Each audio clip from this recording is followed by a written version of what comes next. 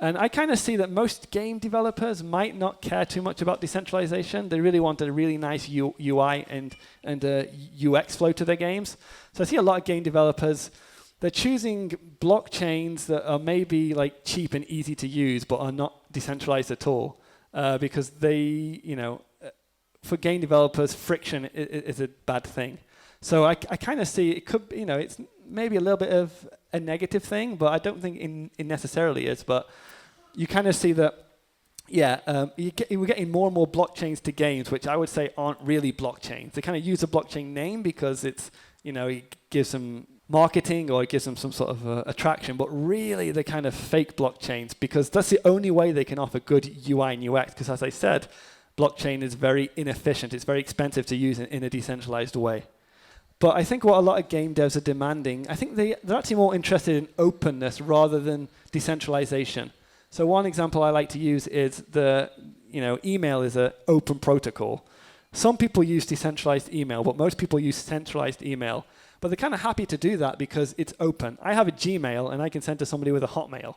They're both centralized services, but it's good because openness. If I could only send Gmail to somebody who has a Gmail, email maybe wouldn't have taken off. It kind of took off because anybody can support the openness protocol. And then you can use Gmail, I can send to Hotmail. You can use a more decentralized or private solution like Proton Mail, and you can still send to Gmail.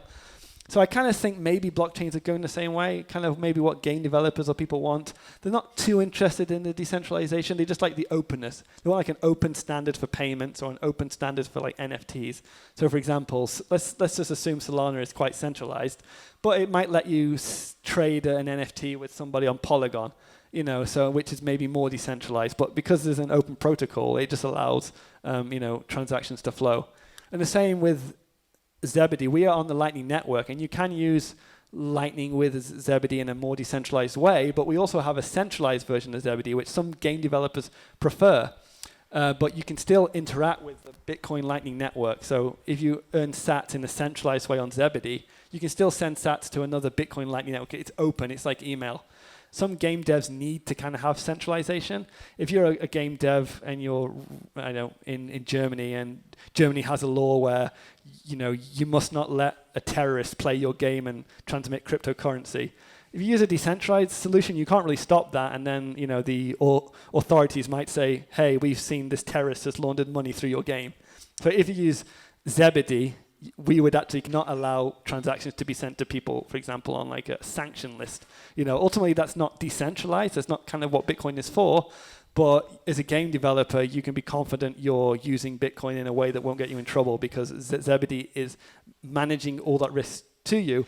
However, it does link to the open Bitcoin network. So it's not completely closed. You can still exit to the Bitcoin Lightning Network. So it is open. You can earn some sats in the ZBD game, and then you can send that outward to the open network.